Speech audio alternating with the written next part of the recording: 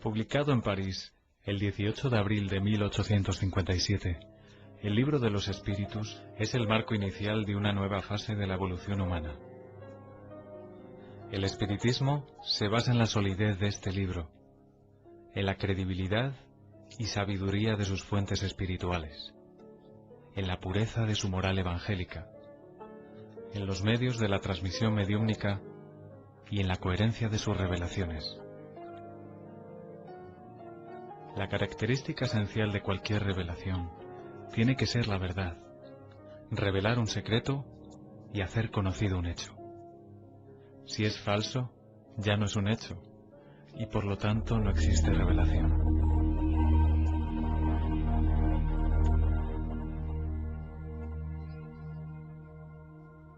Todas las ciencias que nos hacen conocer los misterios de la naturaleza son las revelaciones, y puede decirse que hay para la humanidad una revelación incesante.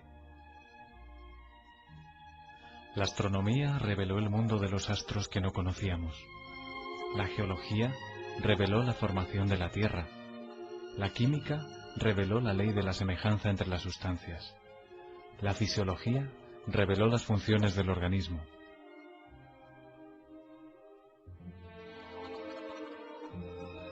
Copérnico, Newton, Galileo, Laplace y Lavoisier fueron reveladores. El espiritismo nos hace conocer el mundo espiritual y, por consiguiente, nuestro destino después de la muerte. Es una verdadera revelación en el significado científico de la palabra. La revelación espírita es de origen divina e iniciativa de los espíritus, siendo su elaboración resultado del trabajo humano.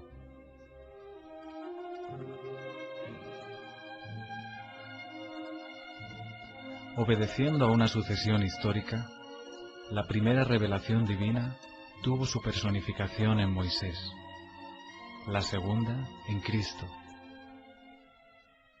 La tercera no la tiene en un solo individuo. Ahí está un carácter esencial de gran importancia. La revelación espírita, o la tercera revelación, es colectiva en el sentido de no haber sido dada como privilegio a ninguna persona. Fue extendida simultáneamente sobre la tierra, a millones de seres humanos, de todas las edades y condiciones.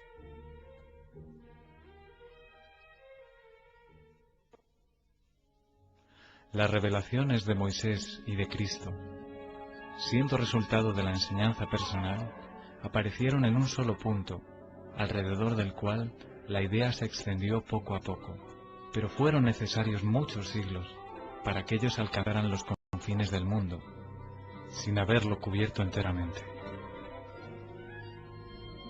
La revelación espírita, no estando personificada en un solo individuo, apareció simultáneamente en miles de puntos diferentes, que se volvieron centros o focos de irradiación. Si Cristo no lo dijo todo, cuanto podría haber dicho, es que juzgó conveniente dejar ciertas verdades veladas, hasta que los hombres pudieran llegar al estado de entenderlas.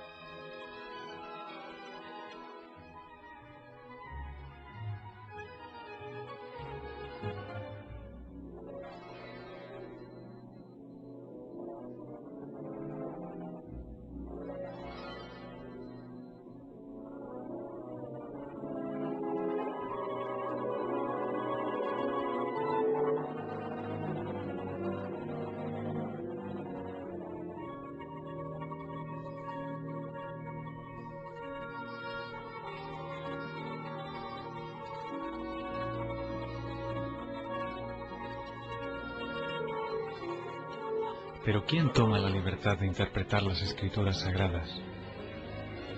¿Quién tiene ese derecho?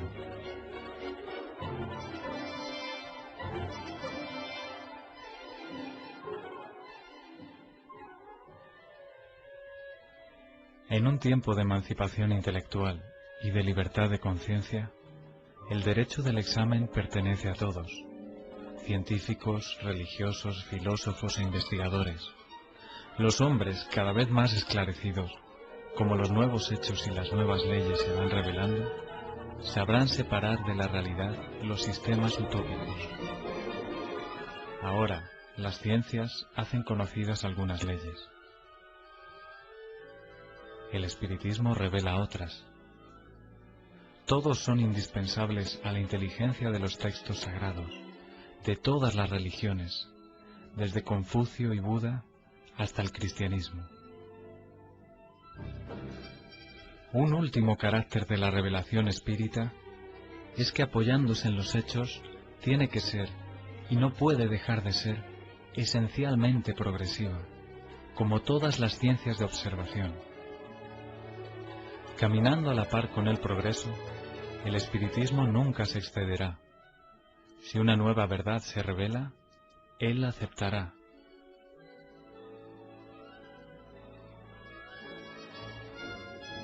Hoy, más de 100 años después de la publicación del Libro de los Espíritus, ninguno de los principios fundamentales del espiritismo ha sido afectado. Todos permanecen intactos.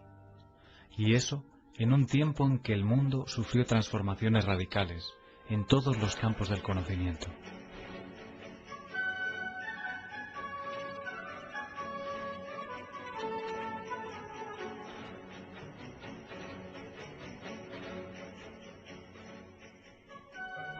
Lo que se puede observar es que el desarrollo de la ciencia se procesa exactamente en la dirección de los principios espíritas.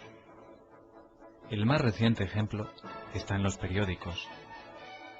Después del átomo y de todas sus subdivisiones, los científicos acaban de dar un paso más en el estudio del microcosmos ahora, con el anuncio oficial del descubrimiento del top quark, la partícula más fundamental de la materia. Esta conquista científica, que ayudará a entender planetas, estrellas, galaxias y la propia vida, viene a confirmar las enseñanzas que ya habían sido anticipadas para el segundo capítulo del Libro de los Espíritus, en los elementos generales del universo y las propiedades de la materia.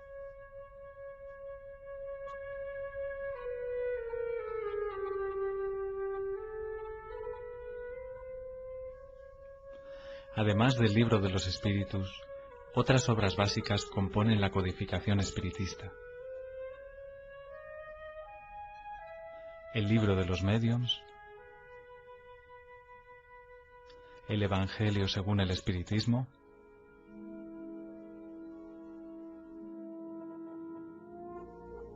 el cielo y el infierno, y el Génesis desarrollan, profundizan y consolidan los principios del espiritismo.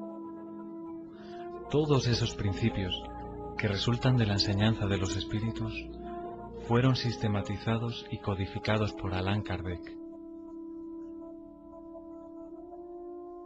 Hippolyte Léon de Nizar-Rivail, que después vendría a adoptar el seudónimo de Allan Kardec, nació en la ciudad de Lyon, en Francia, el día 3 de octubre de 1804.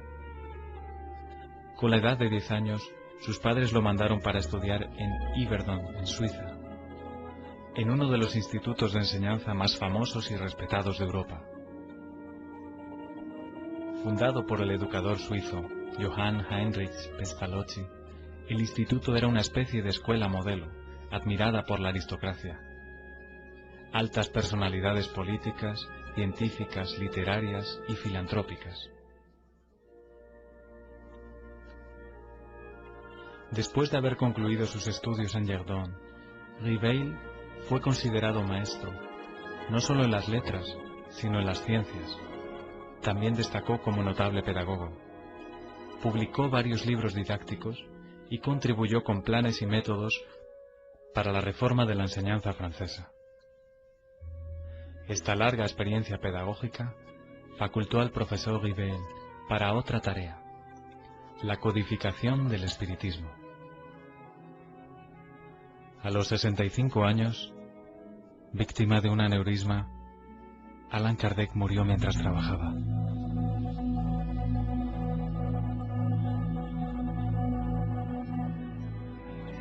El 31 de marzo de 1848, en Hydesville, en los Estados Unidos de América, manifestaciones de fuerzas inteligentes, interviniendo en el plano físico, marcaron el nacimiento del espiritismo a través de la fenomenología mediúmnica.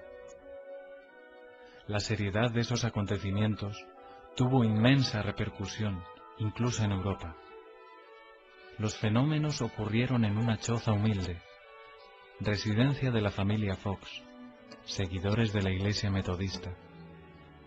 En el primer diálogo registrado entre las hermanas Fox y el espíritu de un vendedor ambulante de nombre Charles Rosma, se usaron letras del alfabeto para la formación de palabras, mediante convención de que a cada letra correspondería un determinado número de batidas.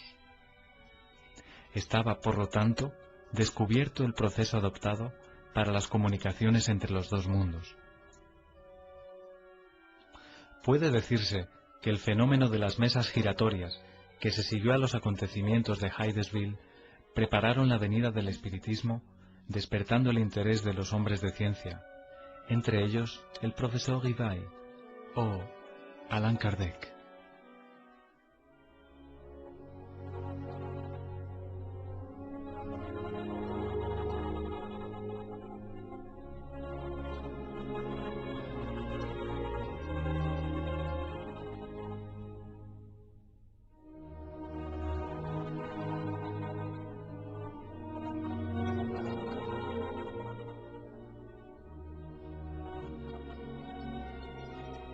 Fue en 1854 que por primera vez yo oí hablar de mesas giratorias.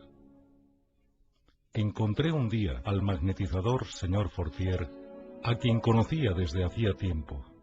Él me dijo que ya no eran solo las personas que podrían magnetizarse, sino también las mesas, consiguiéndose que ellas caminasen y girasen cómodamente. El hecho no me pareció radicalmente imposible. El fluido magnético, que es un tipo de electricidad, puede perfectamente actuar en los cuerpos inertes y hacer que ellos se muevan.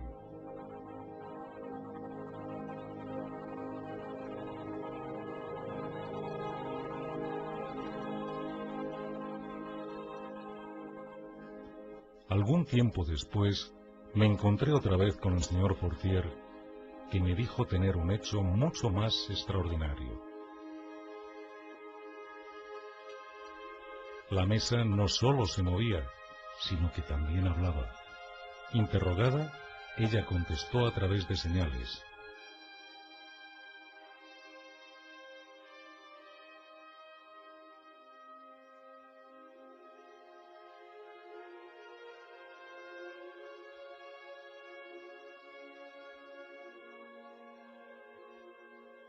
Yo estaba, pues, delante de un hecho inexplicado, aparentemente contrario a las leyes de la naturaleza, y que mi razón rechazaba. Solo sabía que las experiencias eran hechas en la presencia de personas honradas y dignas de fe. El año siguiente, el señor Carlotti, amigo de 25 años, me habló sobre los mismos fenómenos con entusiasmo.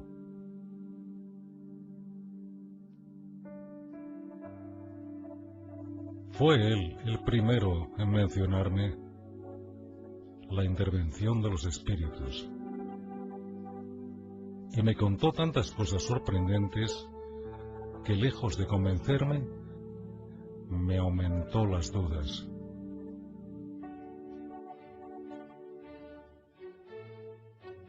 Algún tiempo más tarde, fui invitado a asistir a las experiencias que tuvieron lugar en la casa de la señora Plain Mason. Acepté inmediatamente.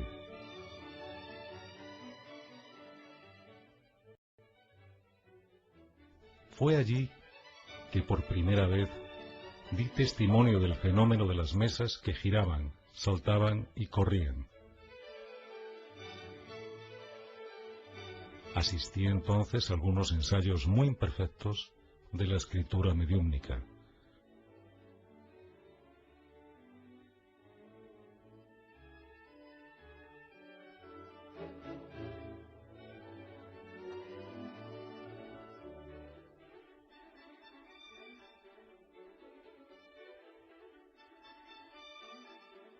Sin ninguna duda, había un hecho allí, que necesariamente transcurría de una causa.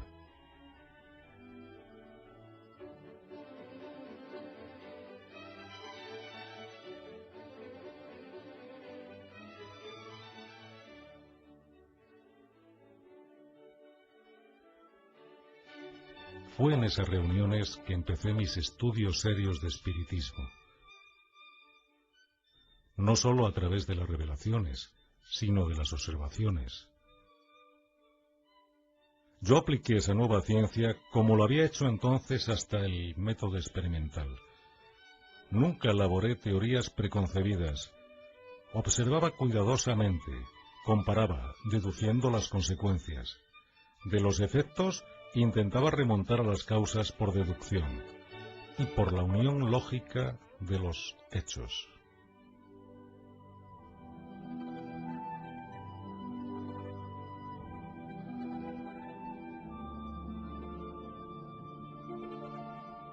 Uno de los primeros resultados que obtuve de mis observaciones fue que los espíritus, no siendo más que el alma de los hombres, no poseían ni la plena sabiduría ni la ciencia íntegra. El conocimiento de que disponían estaba relacionado al grado de progreso que habían alcanzado.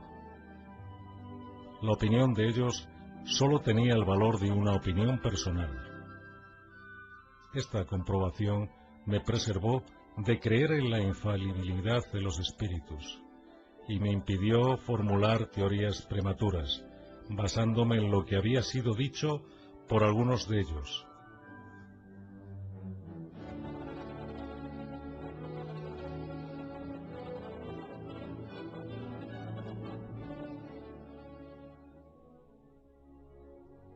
El hecho simple de la comunicación con los espíritus, dijeran ellos lo que dijeran, demostraría la existencia de otro mundo invisible a este. Ya era un punto esencial, un inmenso campo abierto a nuestras exploraciones. Un segundo punto, no menos importante, es que esa comunicación permitía que se supiera el estado de ese mundo, sus costumbres. Si podemos expresarlo así.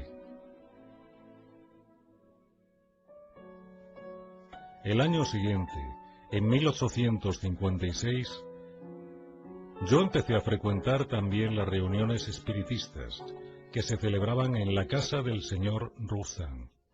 Eran unas reuniones serias y se realizaban con orden. Preguntas fútiles habían perdido la atracción para la mayoría de las personas.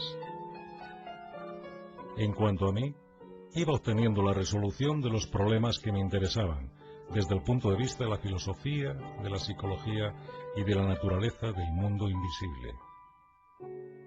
Llevaba para cada sesión una serie de asuntos preparados y metódicamente dispuestos. Poco a poco, las sesiones fueron asumiendo un carácter muy variado. Entre los asistentes estaban físicos, matemáticos, estudiosos y científicos de las más diferentes áreas del conocimiento humano, todos formulando preguntas, profundizando temas y asuntos.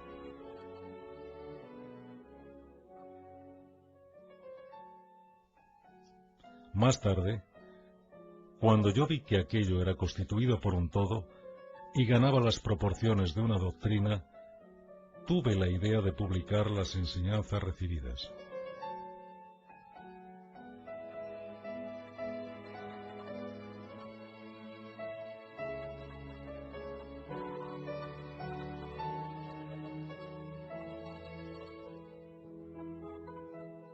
Mi trabajo en gran parte ya estaba concluido y tenía las proporciones de un libro. Pero yo insistía en someterlo al examen de otros espíritus, con la ayuda de diferentes médiums. Más de 10 médiums participaron en el trabajo. De la comparación y de la unión de todas las respuestas coordinadas, clasificadas y muchas veces retocadas en el silencio de la meditación, fue cuando organicé la primera edición de El Libro de los Espíritus.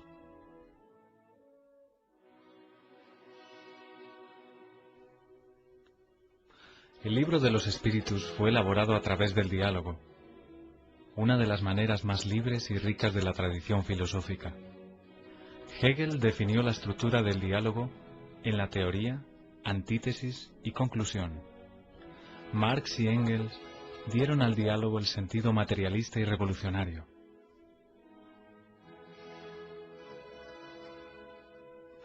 En lugar de dar énfasis a las contradicciones, los conflictos y las luchas de los opuestos, la dialéctica espírita prefiere la comprensión, la unión de los contrarios, la comprensión que lleva al progreso. Por primera vez aparece una comunicación como esta. El mundo de lo desconocido se va revelando al ser humano, que pasa a evaluar de una manera objetiva y racional el sentido más grande de su existencia terrestre. La importancia de la ejecución de las responsabilidades supuestas, el propósito del aprendizaje individual, del general, para la mejora de todos y de cada uno, sin excepción.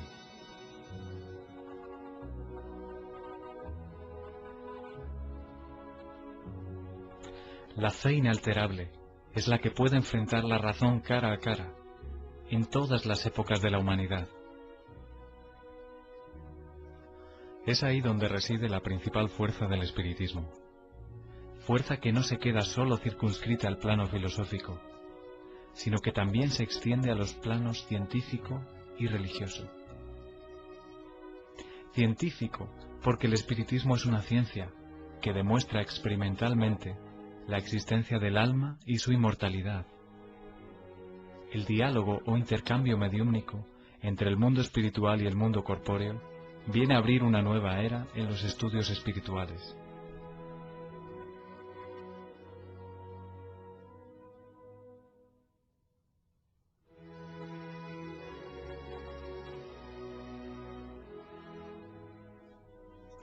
Antes de ese tipo de comunicación, el conocimiento humano era dividido radicalmente entre los misterios divinos y la experiencia terrestre.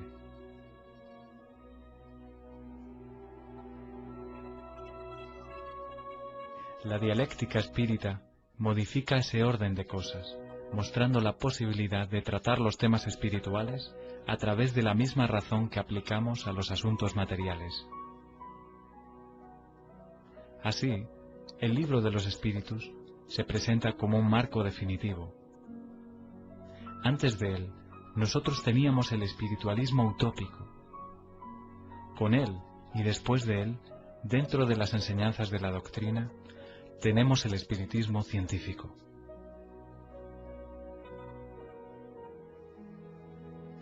No existe lo sobrenatural, excepto para el desconocimiento humano de las leyes naturales. En el plano religioso, el espiritismo nos lleva a entender el significado de la verdadera extensión de la palabra fe. El espiritismo no tiene cultos instituidos, ni iglesias, ni imágenes, ni rituales, ni dogmas, ni tampoco la jerarquía sacerdotal o sacerdocio. A través de las enseñanzas espíritas se pueden representar la diferencia entre la religión propiamente dicha y religiones en el sentido de sectas humanas.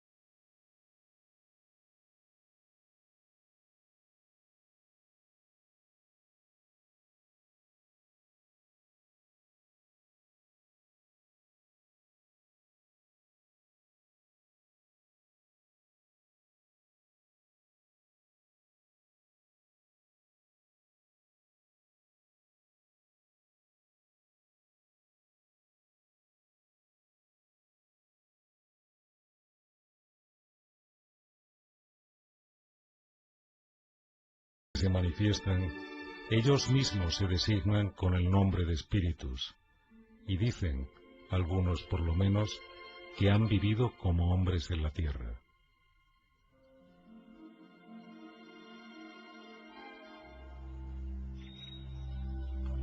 Las principales enseñanzas que ellos nos transmitieron. Dios es eterno, inmaterial, inalterable, único. Es todopoderoso, soberanamente justo y bueno.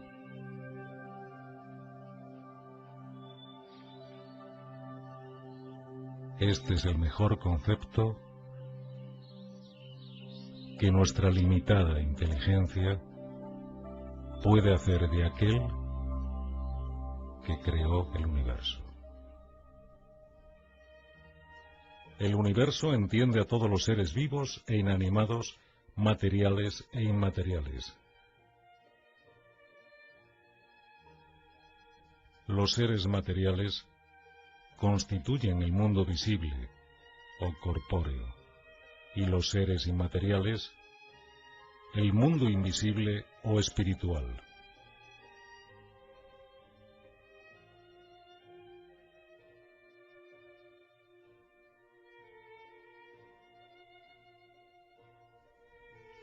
El mundo espírita es el mundo normal, primero, eterno.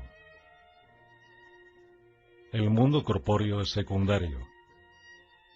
Podría dejar de existir o nunca haber existido, sin alterar el ser del mundo espiritual.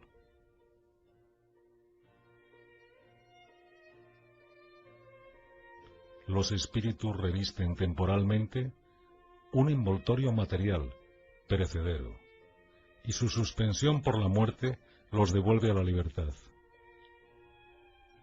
Entre las diferentes especies de seres corpóreos, Dios escogió la especie humana para la encarnación de los espíritus, que llegaron a un determinado grado de desarrollo.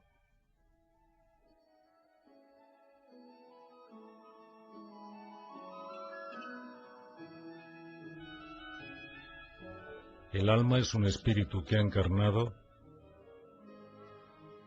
y por lo tanto un ser inmaterial e individual, que vive en nuestro cuerpo y a él sobrevive. Antes de unirse al cuerpo, el alma es uno de los seres inteligentes que pueblan el mundo invisible. Al revestir temporalmente el envoltorio carnal, el alma adquiere las condiciones materiales para purificarse y dilucidarse. La unión del alma con el cuerpo empieza en la concepción, pero sólo se completa con el nacimiento. El hombre tiene así dos naturalezas. Por el cuerpo participa de la naturaleza de los animales, de los que posee los instintos. Un mismo principio vital para el alma participa en la naturaleza de los espíritus. El perispíritu es una especie de lazo semimaterial que une cuerpo y espíritu. Es necesario que sea así para que los dos puedan comunicarse uno con el otro. La muerte es la destrucción de la parte más grosera. El espíritu conserva el cuerpo etéreo, invisible para nosotros en su estado normal, pero que él puede volverse eventualmente visible y hasta tangible, como se puede ver en los fenómenos de apariciones y materializaciones. El espíritu no es, por lo tanto, un ser abstracto que sólo el pensamiento puede concebir. Es un ser real y definido. Las diferentes encarnaciones o las existencias corpóreas del espíritu son siempre progresivas y jamás regresivas. Pero la velocidad de su progreso depende de los esfuerzos que él haga para llegar a la perfección. La vida terrestre sería una especie de escuela en que los estudiantes, aunque nunca retrocedan al año de estudio anterior, son obligados a repetir de año hasta que entiendan lo que se les enseñó.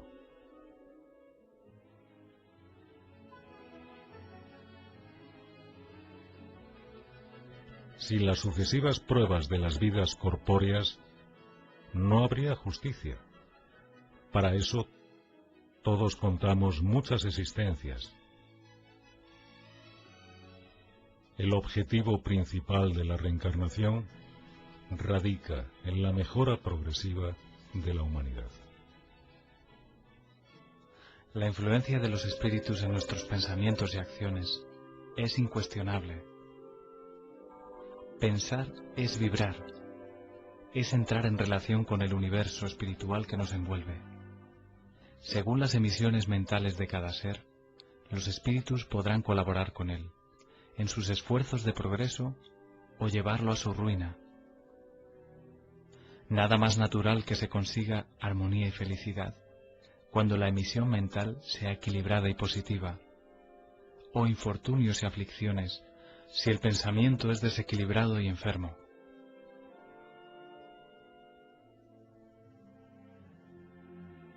La fuerza y el trabajo de la mente están en la base de todas las transformaciones personales y la colectividad de la humanidad, porque nosotros, individuos y pueblos, realmente desarrollamos en profunda comunión telepática con todos esos espíritus encarnados o desencarnados que se afinan con nosotros. La supervivencia del alma y la posibilidad de que los espíritus tengan comunicación se muestra completamente por los hechos espiritistas, investigados con toda la rigidez científica por numerosos y eminentes sabios e investigadores del siglo XIX y del siglo XX. La visión mágica de evocar a los muertos ya no se justifica en nuestros días. El intercambio espiritual o mediúmnico, practicado por el espiritismo, se hace por el predominio de la razón y de la ciencia, y tiene como principal propósito la elevación espiritual y la mejora de los espíritus encarnados y desencarnados, basados en los sentimientos de solidaridad y de fraternidad. Así, la práctica mediúmnica, bien orientada, es un factor de progreso humano para los beneficios que produce, tanto en el mundo invisible como en el mundo material. Rechazar las comunicaciones de los espíritus es rechazar el medio más poderoso de instruir para la iniciación en el conocimiento de la vida futura. Todo aquel que siente en cualquier grado la influencia de los espíritus es, para ese hecho, un médium. Esa facultad es inherente al ser humano. No constituye, por lo tanto, un privilegio exclusivo. Nosotros atraemos a los espíritus que se afinan con nosotros, tanto como somos por ellos atraídos. Cuando se desarrolla el don mediúmnico, que gratuitamente recibimos de Dios, debe ser utilizado gratuitamente. El médium de elevados principios morales, que encuentra en la existencia evangélica su conducta de vida, cumple el ejercicio de la mediumnidad con el trabajo y la paciencia, y a él se dedica exclusivamente por amor. Normalmente, los médiums tienen aptitud especial para diferentes fenómenos. Los tipos de mediumnidad son tan variados como son los tipos de manifestaciones. La escritura automática es el más simple y el más completo medio de comunicación. Es por este medio que los espíritus revelan mejor su naturaleza y el grado de su adelanto o de su inferioridad. Los espíritus evolucionados nos enseñan que el ser humano que se libra de la materia por no priorizar las trivialidades mundanas y por cultivar el amor al prójimo, se acerca a la naturaleza espiritual. La moral de los espíritus superiores se resume, como la de Cristo, en esta máxima evangélica: hacer a los otros lo que quisiéramos que ellos nos hicieran, es decir, hacer el bien y no el mal. En este principio encontramos una regla universal de conducta, incluso para nuestras acciones más pequeñas. Cada uno de nosotros debe hacerse útil según las facultades y los medios que Dios nos puso en las manos para realizarnos. Ellos nos enseñan también que no hay faltas o errores irreparables. El ser humano encuentra la manera necesaria en las diferentes existencias para avanzar según su deseo y sus esfuerzos hacia la perfección, que es su objetivo final.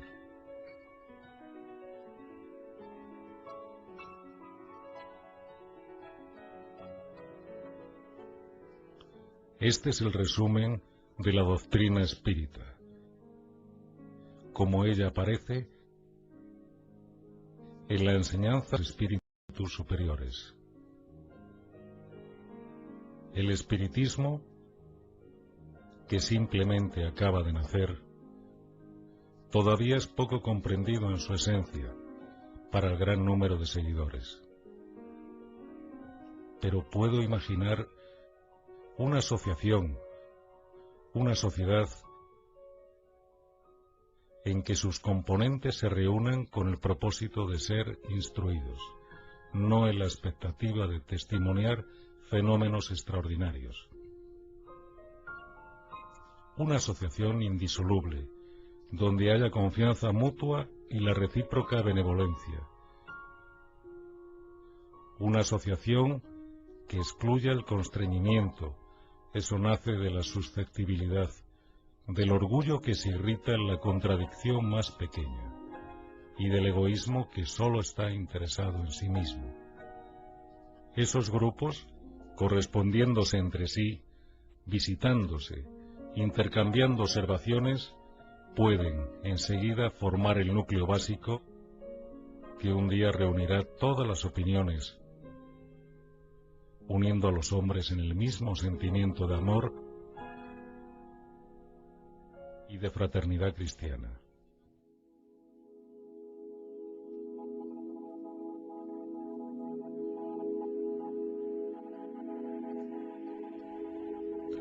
Así, aunque tenga prevista la posibilidad de que las reuniones espiritistas atraigan a un número alto de participantes, Kardec aconseja que esas reuniones sean multiplicadas preferentemente a través de la constitución de grupos más pequeños.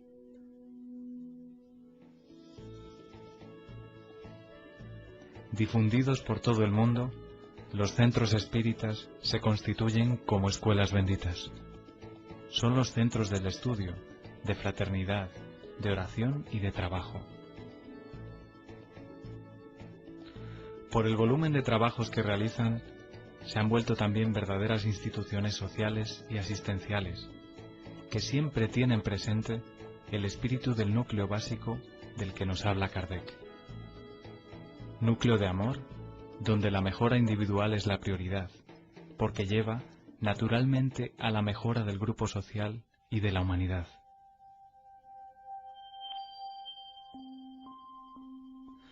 Nuestro sistema planetario no ocupa sino un punto diminuto del universo, localizado casi al final de la Vía Láctea. Una galaxia donde hay aproximadamente 40.000 millones de estrellas, algunas tan grandes que una sola ocupa el mismo espacio al ocupado por nuestro Sol y casi todos los planetas en su órbita. Una de las galaxias más próximas, la nebulosa de Andrómeda, dista de nuestro sistema solar cerca de 680.000 años luz.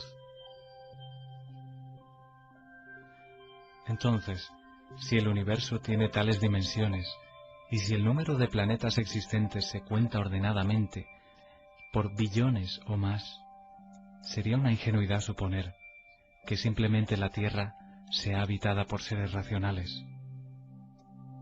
Según el espiritismo, en los mundos que gravitan en el espacio infinito, otras humanidades en varios grados de progreso encuentran vivienda apropiada y adecuada a su progreso.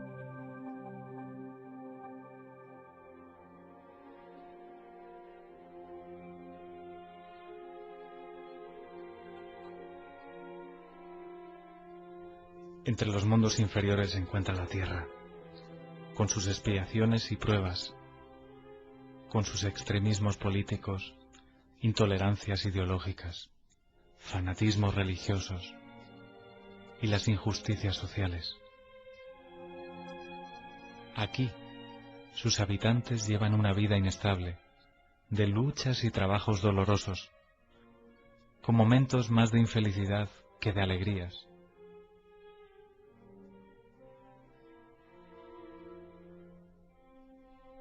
El tiempo actual es de transición, tiempo en que conviven los espíritus de varios niveles de progreso.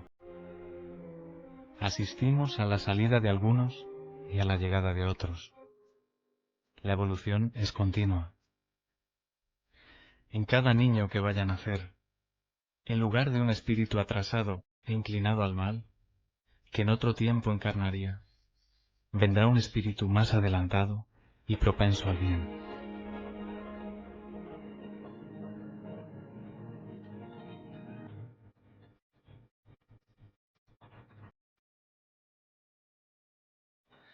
A través del trabajo ético y humanitario, combatimos nuestro orgullo y egoísmo.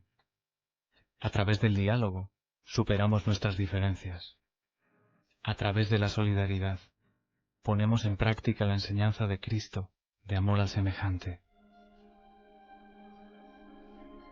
Este es el destino inmediato de la Tierra, planeta de la regeneración. Continuando en su progreso ininterrumpido, la Tierra y su humanidad ascenderán a los planos cada vez más altos, hasta la perfección, a la que todos los mundos y seres están predestinados.